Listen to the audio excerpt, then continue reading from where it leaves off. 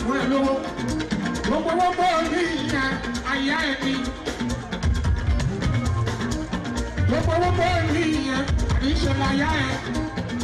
Wà á lọ tiẹ̀ nígbà tó o bá fà yé ẹ̀ tó o bá kú.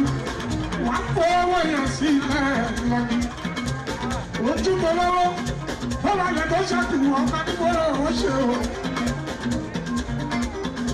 Ojú tó lọ́wọ́, ó wà lẹ́tọ́ ká gbogbo lẹ́sí. Ṣé o balẹ̀ tó síbẹ̀? Àyìnbó fún kòtò àbí kábọ̀rì arábá bí mi. Ṣùgbọ́n ìjọba lọ́wọ́ bá fẹ́. Aṣọ́gbà àdúgbò lọ́wọ́ wọ̀ bá.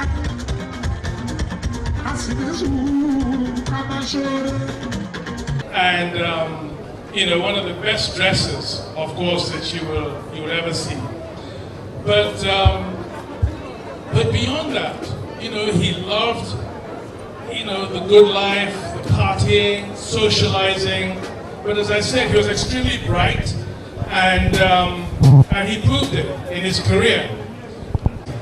He was ambitious, as his daughter said, in the film, and you could see, you know, when you look at his history, that here was somebody who was trying to really make the best of himself, and then serve those around him. First of all, his family, his friends, extremely loyal, extremely generous as a human being, always giving of himself. With Spain, a natural diplomat, you know, completely natural diplomat.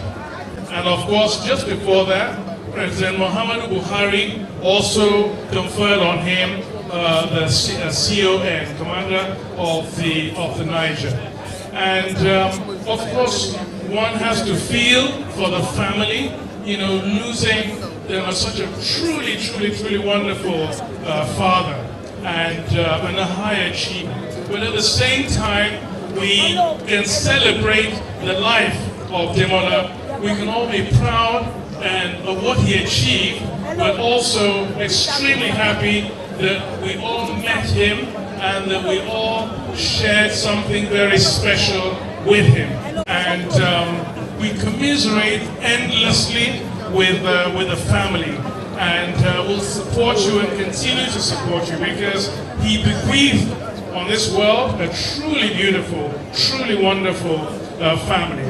And you know, as I think of Demola, where he might be now, and I can see that he's in heaven and he's giving all those up there with him a really good time, really turning heaven into a more heavenly place with his presence. So, as I said, Demola was one of a kind, and we mourn him and grieve him very deeply, and pray that he will continue to rest in peace, but also to thrive in heaven, as I believe that's where he is, and that's where he's you know, thriving.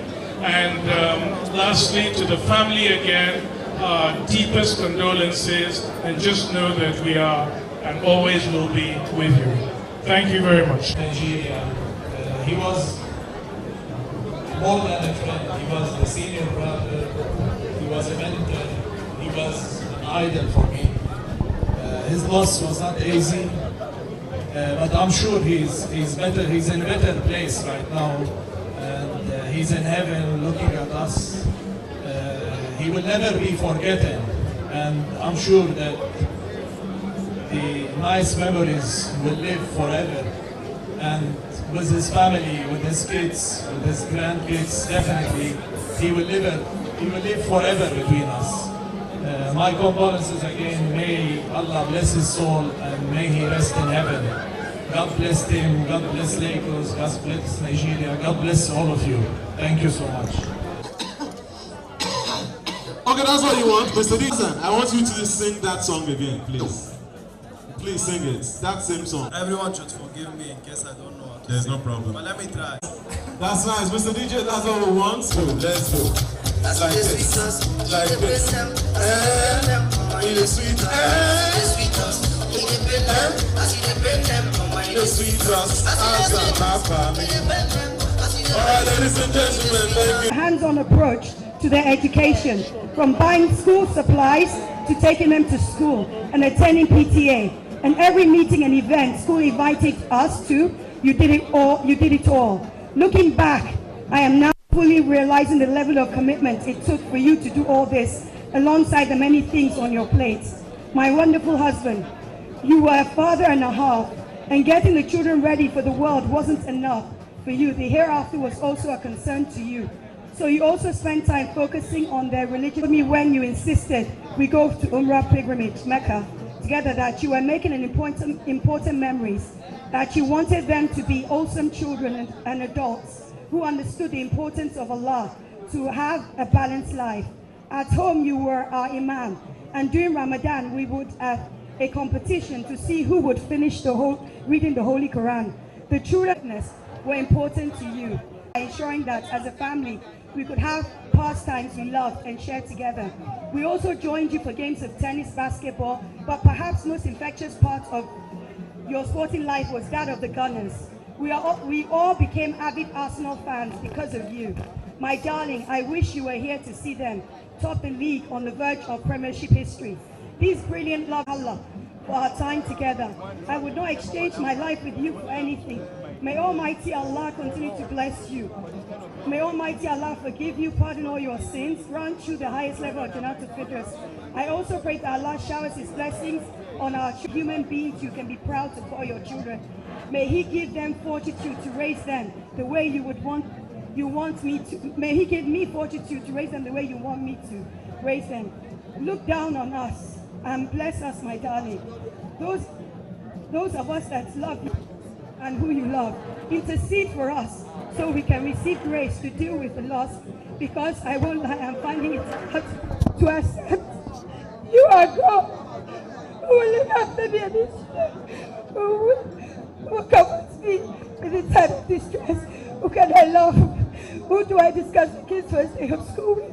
Send pictures to on activities and have on a day-to-day basis.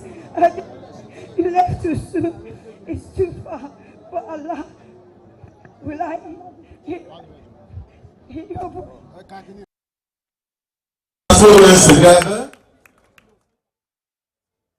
All right, thank you. Please. Sanwo-Olu Gangan himself.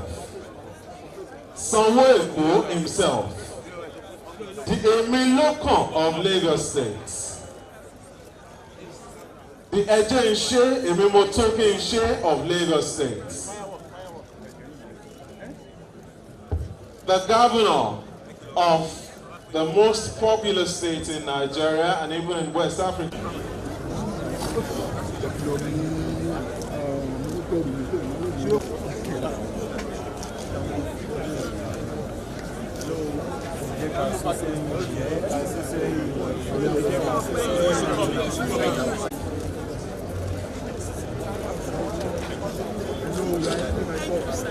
Yeah. Pass the microphone. No, because of the camera, please. His Excellency, I'm just... That we can begin to now refer to our Egon as former, as late. But that's, I think, is the whole essence about each and every one of us appreciating and understanding life. That we're all here on the journey, and that at the right time, God Almighty will ask us, how have we fared? And how well have we used our time here on earth? I think the last 40 days has been a time for every member to have the strength to be able to move on. I know it's going to be difficult, it's easier said, but we'll continue to relish on the good memories that we have of him. We'll continue to live knowing fully well that this was a gentleman par excellence. He was a man that lived life fully, he lived life well. Everybody that he met, he would leave, or he left an impact. Like I did mention during the prayers, the third day prayer, I had come to know him as a young man, almost 35 years ago in Surulere, where he started his own life at Basho Augusto in Surulere. He used to live right opposite my cousin's house. And from that time, I had been a watcher. And when politics brought us together, he became a dependable Egon, a political ally, and a trustworthy man that I can continue to rely on his wise counsel. We will miss him, but we know that Almighty Allah has called him for better reasons. And I know that all of the good works that he has done, the great family that he has left behind, will continue to relish and to treasure his memories. Standing beside one of his sons, Demola Jr. And you can see him and you can truly remember the late ambassador. This I brought up for us not to mourn, but to know that Ambassador Demola Seriki lived a good life. He was a fantastic fellow. He was a jolly good brother, a dependable ally, and a man that loves both Lagos and Nigeria, because we all know that he has served this country in various capacities, at the local government level, at the state level, at the national level, and also at the international level. And so we cannot ask for a better reflection of a true Nigerian than himself. And so we're grateful that his memories will continue to live long in our hearts and in our minds. And those beautiful memories that we know of him will be the only things that will continue to play in our hearts. Mo fẹ́ dúpẹ́ lọ́wọ́ gbogbo wa ní o pé a kú ara fẹ́ra, ṣùgbọ́n ká dúpẹ́ lọ́wọ́ Ọlọ́run pé ẹ̀gbọ́n wa, bàbá wa, ọkọ wa, Ambassador Demola Seriki, pé a ti ń pè wọ́n ní ẹni àná, ṣùgbọ́n nǹkan tó ti ṣe sílẹ̀, orúkọ rere tó ti fi sílẹ̀, lágbára Ọlọ́run kò ní parẹ́ o.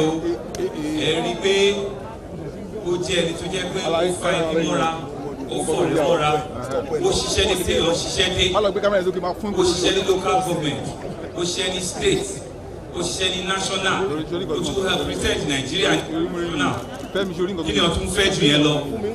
Àdúrà mi ni pé àti abí àti ọmọ àti ìyàwó àti ọ̀rẹ́ tí wọ́n fi sílẹ̀, Ọlọ́run á fún gbogbo wa ní agbára láti máa rántí dáadáa tó ń ṣe. Ọlọ́run á dẹ̀ lọ́rẹ́ ẹ̀mí àwa tó kù o, ànígbọ́jọ́ ọlọ́jọ́ lọ o. Àwọn ọmọ wọn á dirú, wọn á digba lẹ́yìn ọ̀la, Ọlọ́run á dá wọn sí o. Àwọn ìyàwó wọn, àwọn náà á lè tó àwọn ọmọ yẹn débi tẹ́rù ní bá wọn. Èyí tá a náà wá bá wọn ṣe léyìí, wọn ò ní dúró ìṣẹ́jú kan fún wa, bọ́jọ́ tuntun àánú bá yá, àwọn ayé náà béèrè pé báwo làá náà ṣe ṣe o. Ọlọ́run adé ẹ̀kan ó jẹ́ pé nǹkan rere náà máa lè sọ nípa tiwa o. Ẹ ṣé gan ni o. Thank you all very much for coming. It's been an honor. Thank you very much.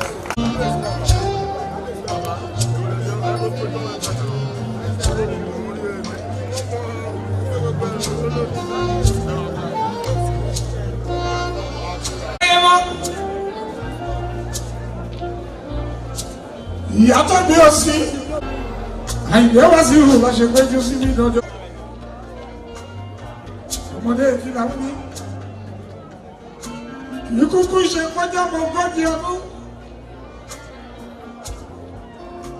ṣùgbọ́n ó sì láwọn bàbá tó ń wojú wọn lórí ẹ̀pẹ̀ bí ó ṣe ń fàyè sílẹ̀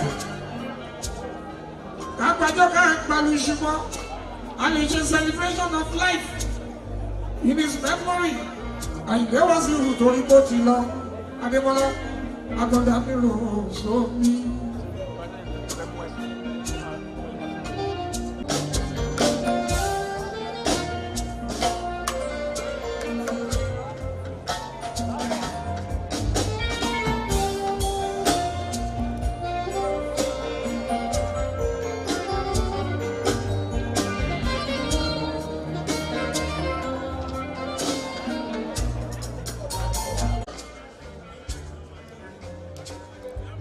Bàbá Dámilọ́lá Kàfáyà.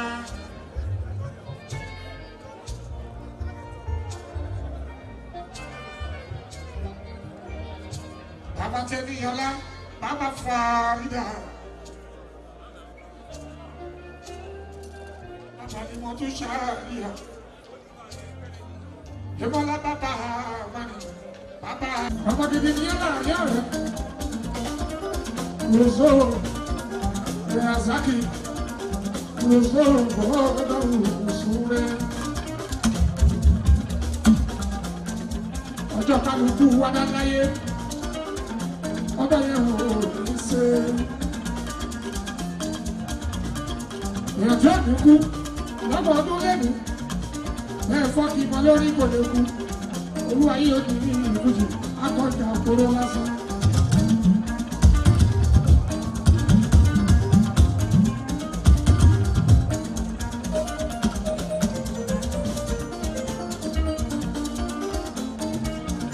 Kí n tó padà sẹ́kọ̀ọ́.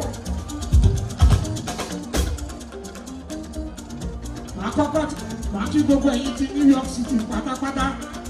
New York ìlú Amẹ́ríkà kò kí. Ẹkú alábẹ́ lásàkù Adéwọ́lá. Ikọ̀ pàtàkì ní Àyìndé l'Amẹ́ríkà. Kò tó darí wálé fáínálì.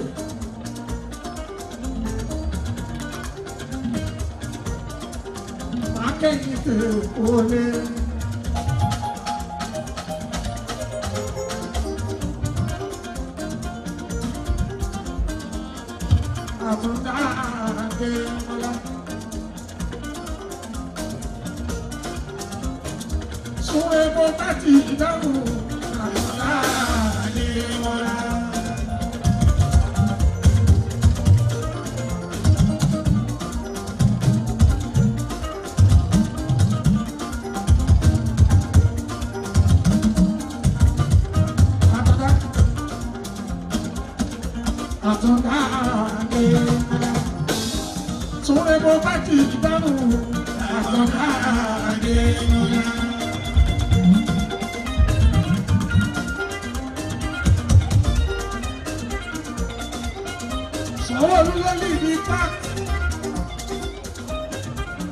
Àwọn tó ń ṣe ìlédè àtọ̀dá Adémọ́lá.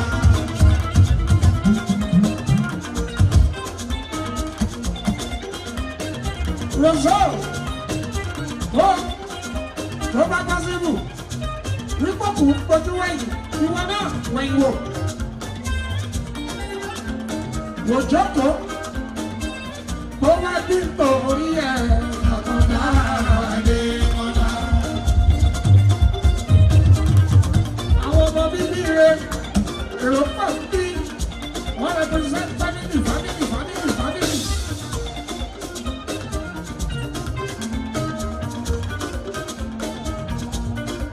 Àbàdà súnwé bó bá ti dáhùn àtọ̀dá Adémọ́lá.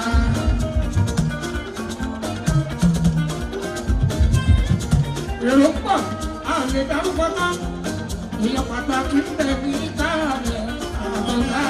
Adémọ́lá. A máa sọ bíbí ló kọ̀ lábẹ́ orí ọ̀tí. A máa sọ bíbí ló kọ̀ lábẹ́ orí ọ̀tí. Àwọn èèyàn ń bẹ̀ ní káàlẹ̀ lábẹ́ orí ọ̀tí. Ìrókò tó ń bẹ̀ ní káàlẹ̀ lábẹ́ orí ọ̀tí. Gẹ́gẹ́ bí ipò gómìnà, àṣẹ lárúkọ ẹ̀. Àwọn èrò tẹ̀lé káàdì àdé orí ìrọ̀jì. Wọ́n wá nítorí Rasaki Adémọ́lá. Wọ́n wá nítorí Rasaki Adémọ́lá. Elúbelú wá nítorí Rasaki Adémọ́lá. Ìṣẹ́sẹ́lẹ́sì ní Adéwáyọ̀. Ó wá nítorí Rasaki Adémọ́lá.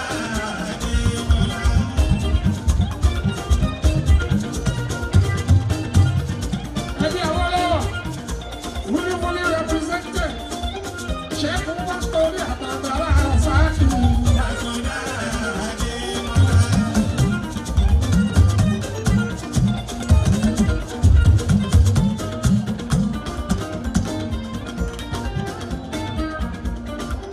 ṣùgbọ́n wá torí àtọ̀dára sáàkì.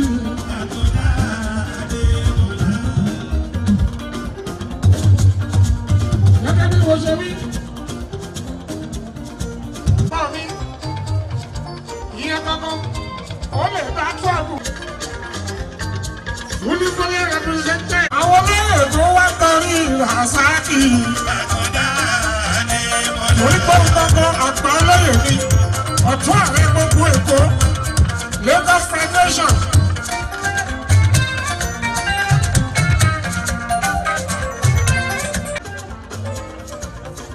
Ó represent ìlú Adéọlá ọ̀gbọ́n mi Ṣakira.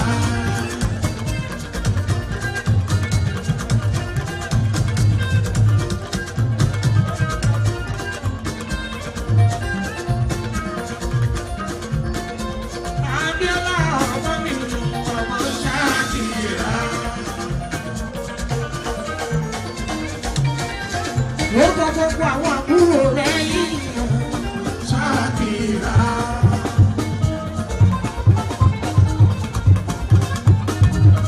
Abíọ́lá mi Ṣakira. Ọmọ sẹ́yìn kíra Ṣakí, Abíọ́lá Ṣakira. Ọ̀rẹ́ bàbá ẹ̀mí, máníjà ẹ̀mí.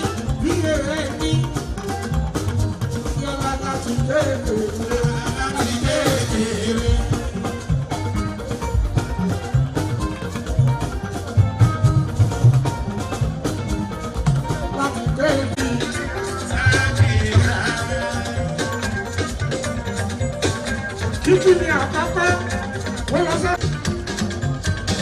Ọmọ sẹ́ni kí ra Sáàkì Bíọ́lá rẹ̀. Ọmọ sẹ́ni kí ra rẹ̀.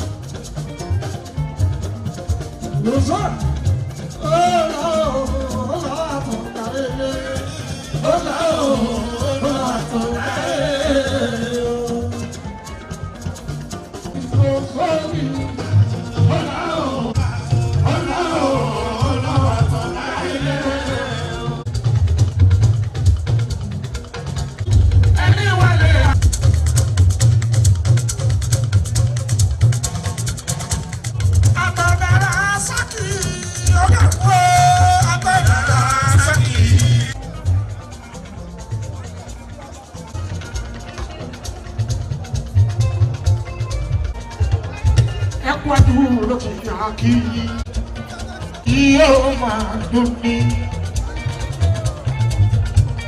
Yóò máa dùn ní. Rẹ̀mí Síkírá, Ajátọ́lá ni wọ́n ó fún wa. Ṣọlá rí important, Adémọ́lá.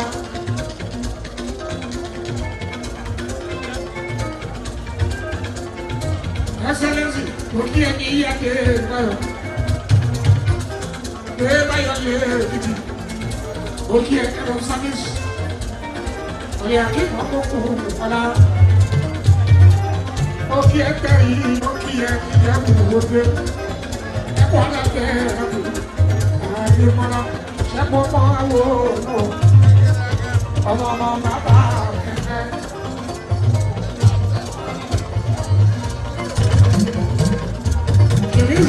Ọmọ yìí ẹ̀kọ́ àdìmú lọ́sọ̀rọ̀ kí Ṣàyídò, ẹ kú ara bẹ̀rẹ̀ lápò.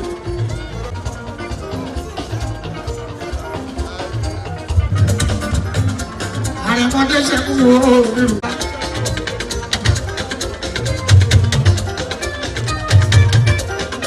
Foreign minister, mo kí yẹn kú ara bẹ̀rẹ̀ lápò.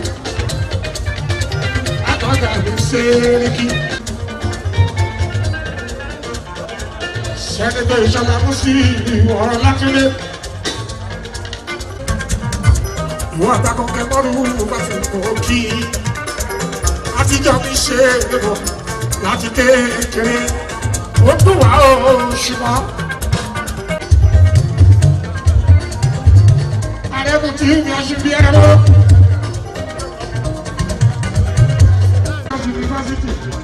University of Lagos. Ọ̀dà iwájú ẹ̀kú aláfẹ́ ẹ̀dàpọ̀ látọ̀ọ́dà ìgbésẹ̀rí.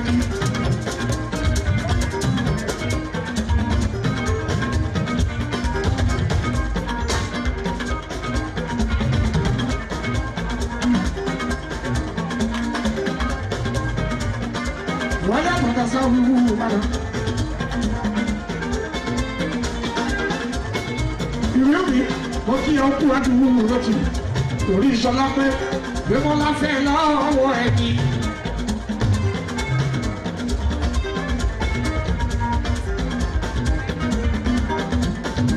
Ìbí òní abẹni sẹ́mi láwa. Bí o gbà pé báyẹn, bí wọ́n la fẹ́ sọlá pé lọ́wọ́ ẹni. Ẹ̀kú aláfẹ́ ẹ̀rọ. Bisikẹ́tì. Una kuala fera, asabi ademala, iṣẹ́ ọmọlá ti lọ. Ẹ̀kú àdúrótì wa, adúpẹ́dúpẹ́dúpẹ́, ẹ̀kú aláfẹ́ra, asabi ademala.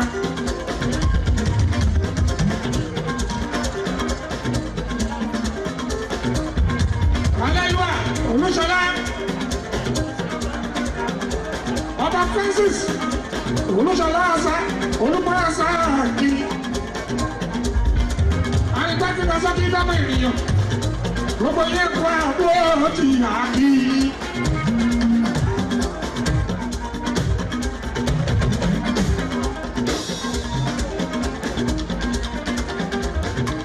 Alábí Abdulaziz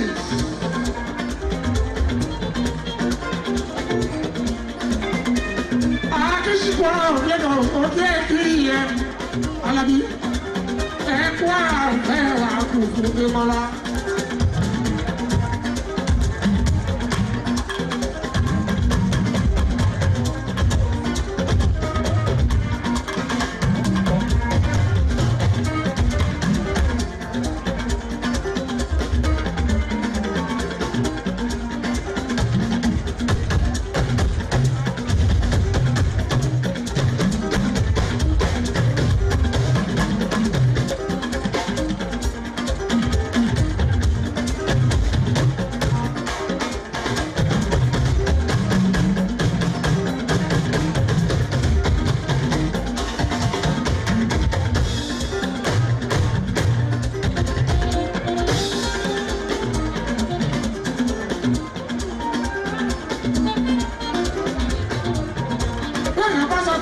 Tó ṣe dùn ẹ́.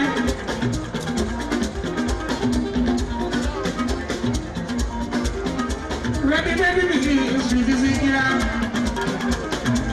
Bọ́lá ní wo sí ìlà àti pẹ̀lú ìṣọ̀lá pé èèyàn tó bá ní kí ló dé tó ṣe dùn wá. Ẹgbẹ́ tó ní tọ̀ kó lọ bí mọ́ bàbá rẹ̀ lórí.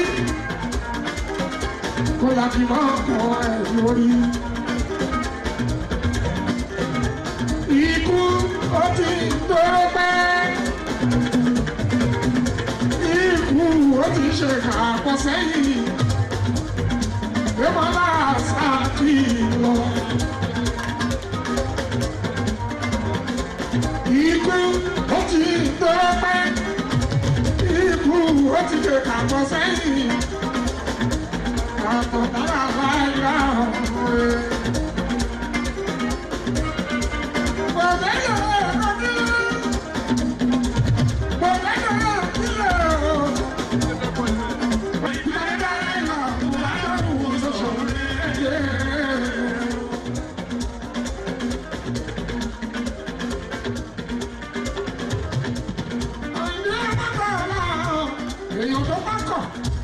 kẹ́kọ̀ọ́ lórí ikú gbogbo àdáadáa wà nílé ayé mo fẹ́ dọ́kùn mo fẹ́ dọ́kọ̀ wọ́n bá sọ pọ́lọ́wọ́ ni ẹ́ ikú rẹ̀ kò tó Nàìjíríà ikú àwọn lọ́wọ́ wọ́n bá lọ́wọ́ ni ẹ́ ikú rẹ̀ kò tó Nàìjíríà lábùkẹ́ bọ̀ ṣúùdì Abíọ́lá ìrẹ̀lẹ̀ Aníkúlápó Kútì ìsíkìrù Àyìndé Bàrú síta nílò wá múlé ayé tó ń bá wọlé fún wọ́n wá sọ ní ayé ó sọ gbogbo nǹkan dábàárà òfin mọ́kàn pẹ́kípẹ́kí ànítorí ìyá dáadáa wà nílé ayé bá gbogbo nǹkan Àyìndé òkìlà ó fi yàgò.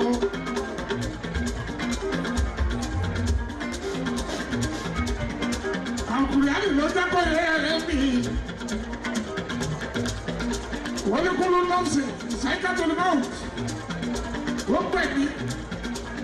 Yóò padà dákú ọba ní kó owó ṣe o. Wọ́n bá kọ̀ wọ́n bá fẹ́ wọ́n fẹ́ kọ̀ ọkọ̀ láyé bí. Ṣùgbọ́n kọ́kọ́ mi kọ́ lọ ẹ ṣe dáadáa. Ẹ má wálé ayé mọ̀ yà o. Ó bá bọ̀ bàbá kejì yẹn. Tó pè tó ní. Ó ní wọ́n fẹ́ ẹ fún ìsọ̀rọ̀ gidi fún. Má dúró pọ̀rọ̀. Má pọ̀ kọ́ bàmíjẹ́ fún un. Nítorí ọ̀rọ̀ wo. Ikú tó ń pa tálíkà, òun ló ń pẹ lọ́wọ́. Wọ́n ṣe kú yẹn lọ́tọ̀ọ̀tọ̀ ọba níbo wọ́n ṣe òwe ẹsẹ̀ láyé bí. Ẹ̀wọ́n wálé ayé mọ́yà, ẹ̀jẹ̀ àrímú mi. Ẹ̀ ń wúlọ ọba níbo wọ́n ṣe wúlọ tẹ́bọ̀. Owó bá wúlọ ọ̀gá arábá bí. Kí ló fẹ́ pàdé ẹ̀rọ àná?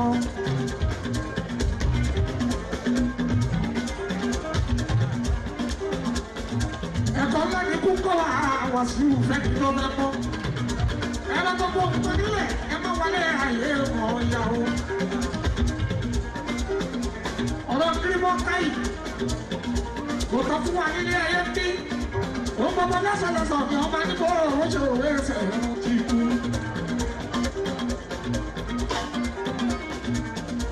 Ikú yà pé yóò.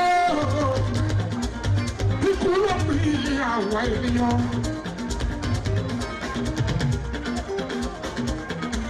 Ikú ló pè ikú ló pè àwa ènìyàn. Àtiwọ́ba àtọ́lọ́wọ́ àtiwọ́ba àtọ́lọ́wọ́ ikú ló pè àwa ènìyàn. Ikú ló pè ikú ló pè àwa ènìyàn. Ikú ló pè ikú ló pè àwa ènìyàn.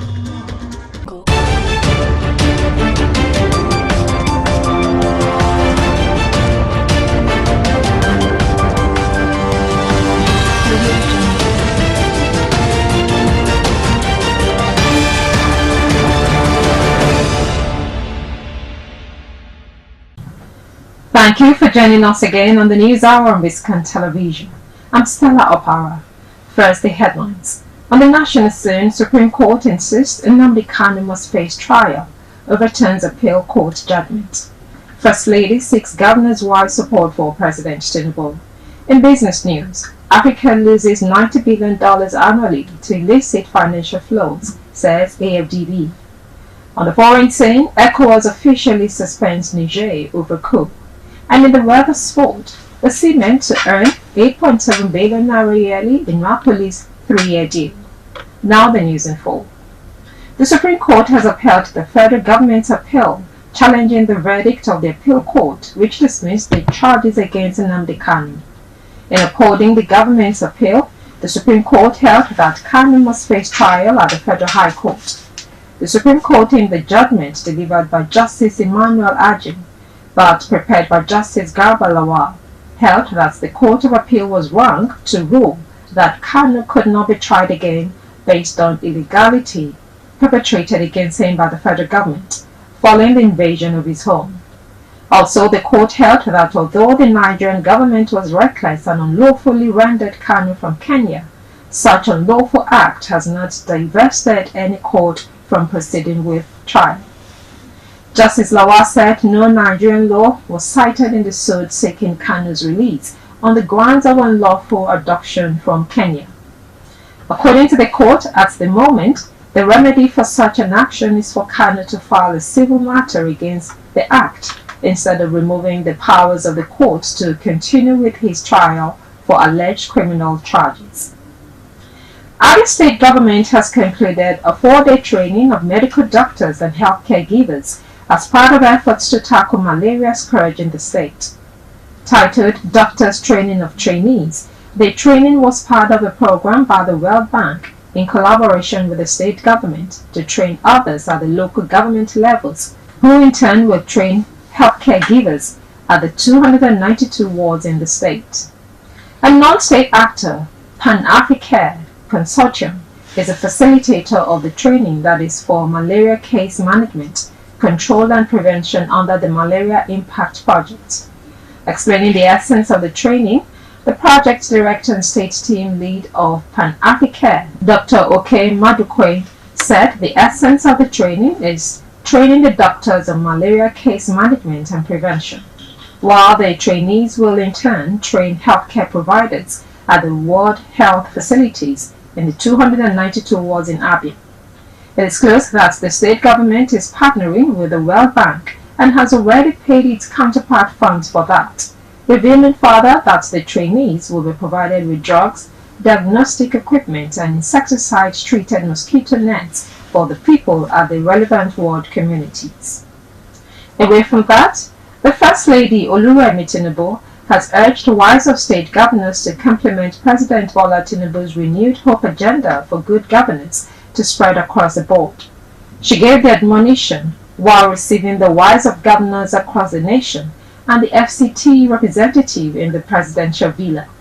She said it was imperative for state leaders, especially those in opposition parties, to work with the presidential agenda in tackling issues affecting the citizenry. The First Lady lauded the wise of governors for their personal projects and initiatives in the various states to assist the vulnerable in society.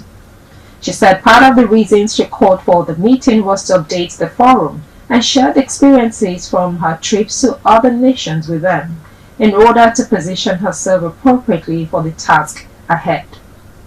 In another development, the National Population Commission (NPC) has launched the 2023 to 2024 Nigeria Demographic Health Survey and unveiled the remodeled Akwa Ibom State NPC office building for the exercise. The chairman of the commission, Mr. Nasiru Isa Kwara, while performing the ceremonies, assured all that NPC would deliver a credible, reliable and acceptable population census in the country. He added that the Commission would leave no stone unturned in providing the necessary facilities for a comfortable work environment for its personnel. Represented by the Federal Commissioner for Akwa Ibom State, Benedict Upong, the NPC chairman said that the remodeled building was in preparation for the next population and housing census. He applauded President Bola Tinubu for the financial and moral support that made the inauguration possible, and commended NPC staff for their steadfastness, resilience, and sustained efforts over the years. We take a break now. When we'll come back, we'll bring you business news. Stay tuned.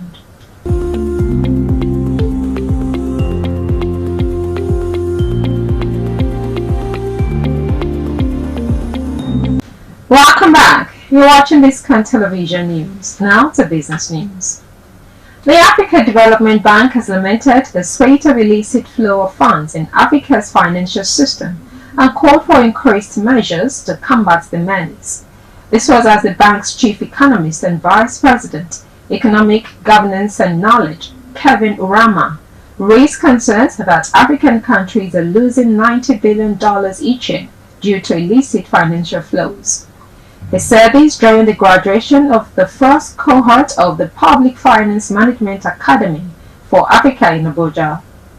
Burama, while delivering his opening address, noted that the highlighted strategic importance of public finance management lies in enhancing economic governance and knowledge management to promote wealth creation and prudent management of public finances. He stressed the urgency of tackling issues within the public finance management ecosystems, emphasizing that Africa, despite its natural resource richness, often faces financial challenges due to mismanagement. He stated that Africans must have monetary frameworks to efficiently manage the resources required to enhance productivity and create wealth in Africa for Africans. Next is foreign news. We'll bring the details shortly.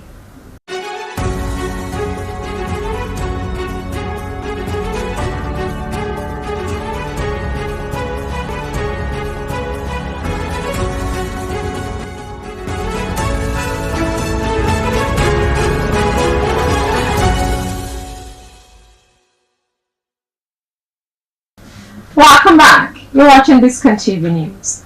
Now to foreign news. The Economic Community of West African States, ECOWAS, regional bloc has suspended Niger's membership after the ruling military junta refused to reinstate deposed President Mohamed Bazoum. Mr. Bazoum was overthrown in a military coup in July. ECOWAS, in a statement, said the recent summit of its leaders in Nigeria recognized that Mr. Bazoum's government was effectively overthrown in a military coup. It suspended Niger from ECOWAS decision-making bodies until constitutional order is restored in the country. The situation in Niger was initially perceived by ECOWAS as an attempted coup, leading to the delay in suspending the country. ECOWAS imposed sanctions and even threatened military intervention after the coup. Still to come is sports news. We'll bring you details shortly.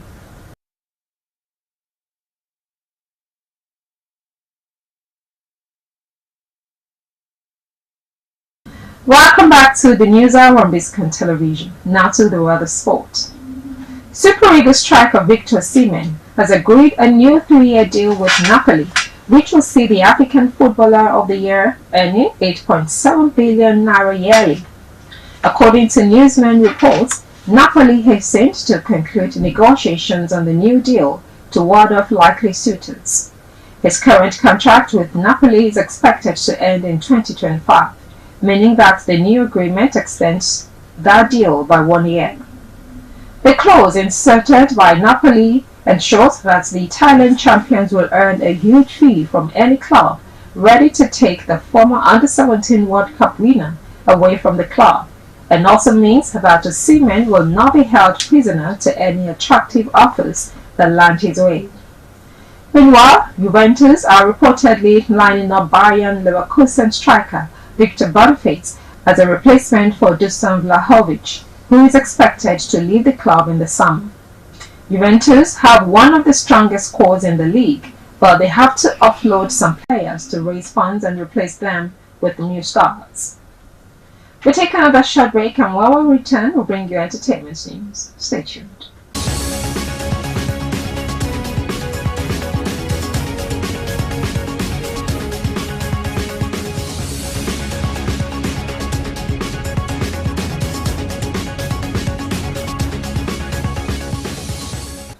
Welcome back. Now to entertainment news. Priscilla Ojo, daughter of actress Iyabo Ojo, had a fiery response for singer Naira Marley following his recent defamation claims against her mother. The younger Ojo took to Instagram stories to urge Marley to focus on his ongoing lawsuit already in court. She highlighted the recent uproar over Marley's alleged bullying of the late singer Mohbad, of which the police has said it found evidence that bullying occurred.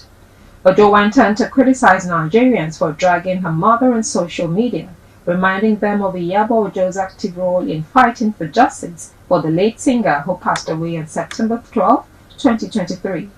However, The Nigerian actress Yabojo is still on vacation with her man Polo amid recent libel accusations levied against her by singer Naira Marley.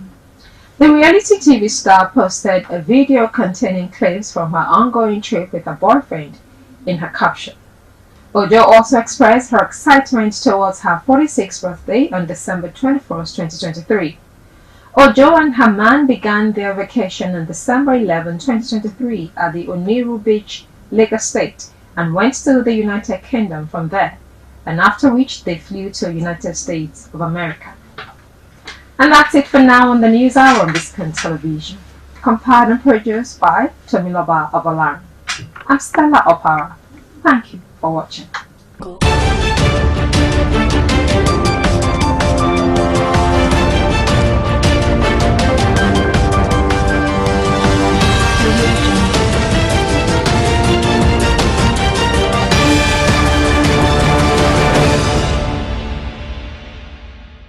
Here is the breaking news of the moment. Biscon TV, the most exciting 24-hour general interest television station, parading cutting-edge programs in news, sports, politics, business, foreign news, fashion and style, entertainment and lifestyle programs, Biscon movies and more, has been moved to channel 144 on GoTV. Our programs begin daily with Biscon Breakfast Bubble (BBB), featuring newspaper review and interviews on trending issues. Biscon Roundtable is our daily discussion program on essential tips on life and living. Biscon TV broadcasts news 7 times daily from 7 a.m. to 11 p.m. Biscon TV can be watched in all parts of the country now on GoTV channel 144 and live streaming on Biscon TV on YouTube. Biscon TV live streaming on YouTube is the fastest growing, most watched 24-hour live streaming channel on YouTube. Remember, Biscon TV has been moved from channel 108 to channel 144 on GoTV.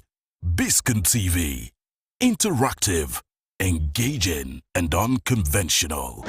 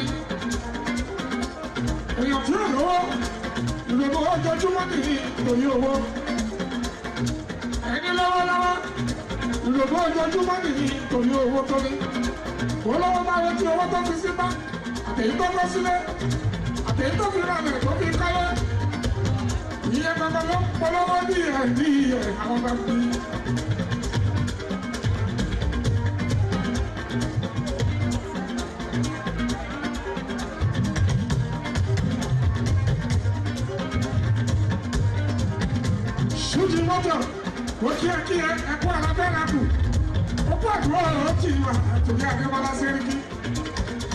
Ṣùjú mọ́tò, àdúrà ẹ̀ máa gba ọmọ rẹ̀ ni. Ikú tó ń pọ̀ lọ́wọ́, ikú ní ẹ̀dì ẹ̀ ló ń pọ̀ lọ́wọ́. Bó bá yọ tí nǹkan ti fọwọ́ ṣe sí ayé, ọ̀rọ̀ tí nǹkan ti fọwọ́ di ìmọ̀ ọ̀lẹ̀. Kò mọ̀ pé díẹ̀ ló ń parí ìrònú ni. Ṣùgbọ́n ọlọ́run bá kẹ́rẹ̀ tó bá lówó lọ́wọ́. Kọ́kọ́ dúpẹ́ fọlọ́hún máa fún ẹ lówó. Gbogbo owó bó ní ìyẹn àyà ẹni. Gbogbo owó bó ní ìyẹn àníṣe láyà ẹ. Wà á lò tiẹ̀ nígbà tó o bá fà yé ẹ̀ tó o bá kú. Wà á kó owó yẹn sílẹ̀ lọ́ni. Ojú tó lọ́wọ́. Ó wà lẹ́tọ́ ṣẹ́kù ọ̀pá nígbò ó ṣe o. Ojú tó lọ́wọ́. Ó wà lẹ́tọ́ kọ́ gbogbo lẹ́sí. Ṣé o balẹ̀ kó sílẹ̀? Àyìnbó fún kòtò àbí kábọ̀rì arábá bí mi. Ṣùgbọ́n ìjọba lọ́wọ́ bá fẹ́. Aṣọ́gbà àdúgbò lọ́wọ́ bá. A sì ní sùúrù ká máa ṣe eré. Tony Elumelu, thank you.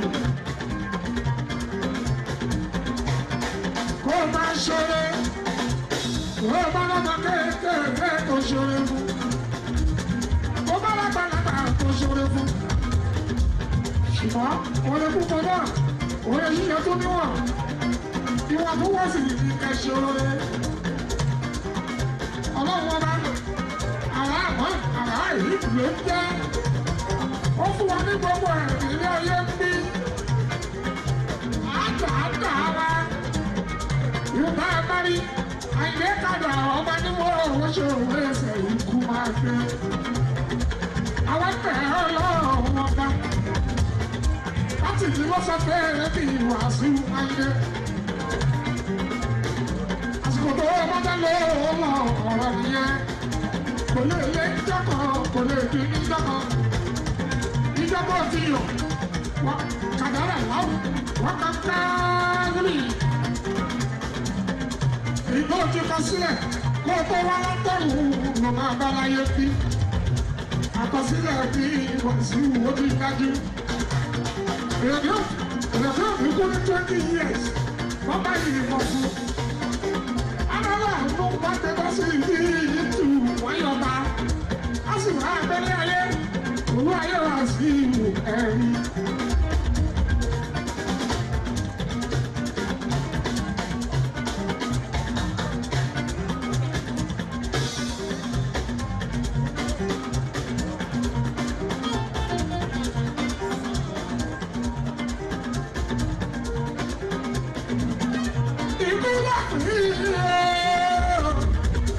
Ikú ló pín àwọn ènìyàn.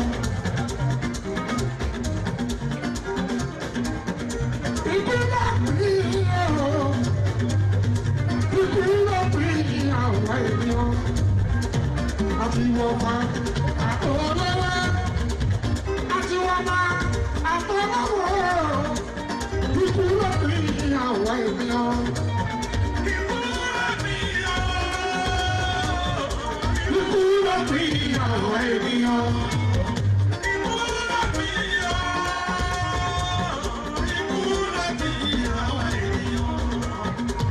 Àti wọ́n máa àtọwọ́. Àti wọ́n máa àtọwọ́. Ikú ló pín àwọn ènìyàn.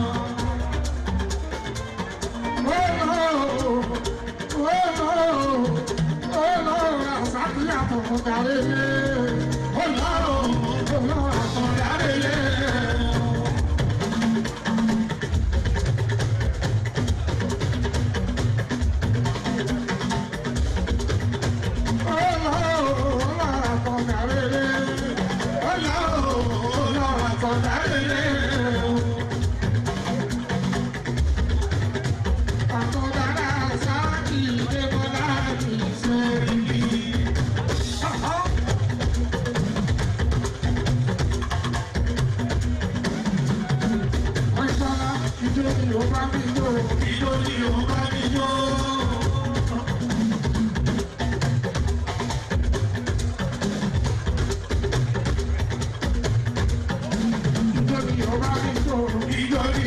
mi yó.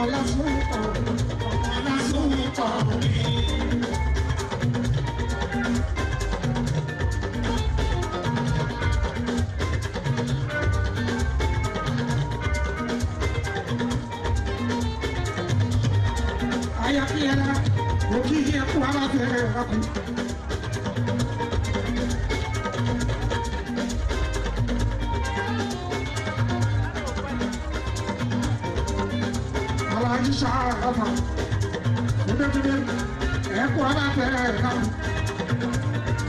Rasaki Adémọ́lá.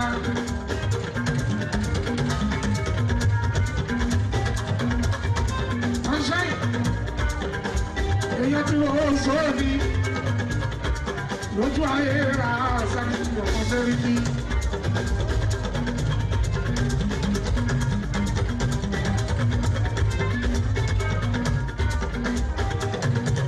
Aisha, Aisha, number one salary, Aisha, Pepe Sueco, Aisha.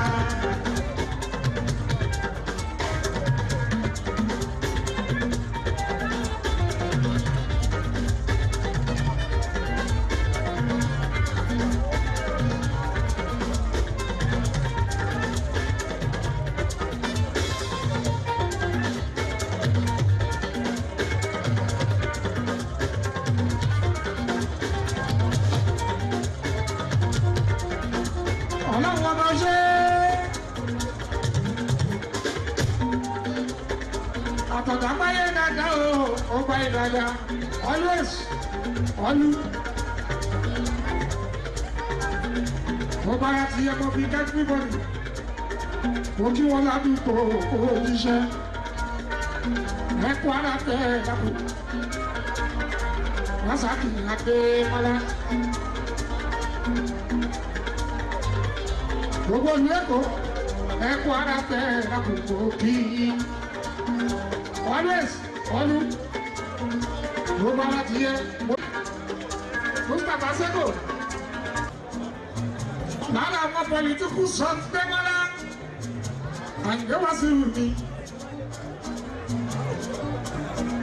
òjò kan tó gba Démọ́lá ó bá ní lídà lójú ayé ó tún bá ní lídà bó ṣe kú náà.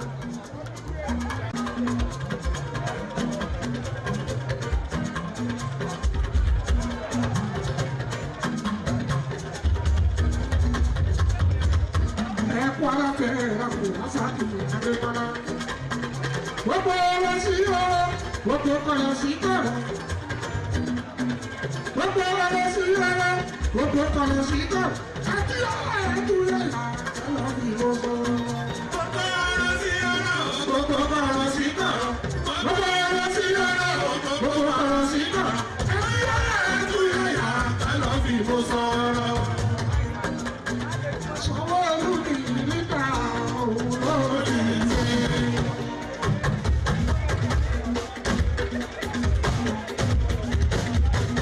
Àwọn ajínigbé ìlera òun lórí ìwé.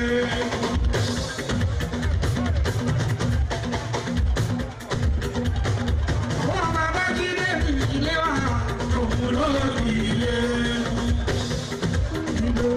Ilé, ilé, ilé, ilé.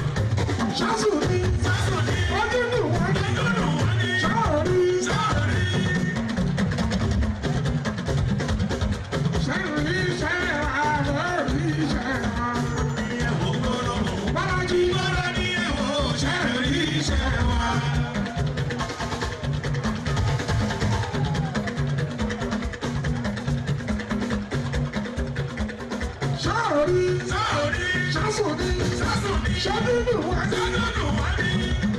Ọkọ̀ àbátẹ̀rí. Gbogbo láìpẹ́ ló máa pé. Díẹ̀ láyọ̀ sẹ́lẹ̀ kù. Babájídé Sanwó-Olú. Congratulations. Ìyàwó bá ń ṣe dáadáa ọlọ́gbọ́lá ó yẹ káàkiri. Ìyẹn lè rí. Ọ̀pẹ ibi sọ́jọ́ ta. Ó ń lọ lọ́wọ́lọ́wọ́. Òṣèré Bọ́láńlé. Òṣèré Mọ́dúpẹ́ Ájúbà. Gbogbo yẹn kó àdúgbò ló ti dìbò kí.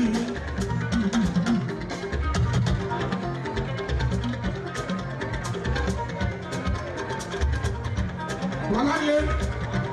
Akínyẹmí yóò bẹ̀rẹ̀ yóò ṣe. Bọ́lájí. Ọ̀nàrẹ́bù kan ní ìṣàkà gbogbo yìí mọ̀ kí. Fún mi bèbí. Nígbà wo kí ẹ. Jùmọ̀kẹ́. Ọmọ kọ́yà akọ́bọ̀ sùn ó kí ẹ Jùmọ̀kẹ́. Jùmí lòdì kú níbi tí náà máa ń ra òkè kú níra. Ọba àdúgbò mi látara wípé òkè ẹ̀kú bí ẹlùlù àgàrà òkú.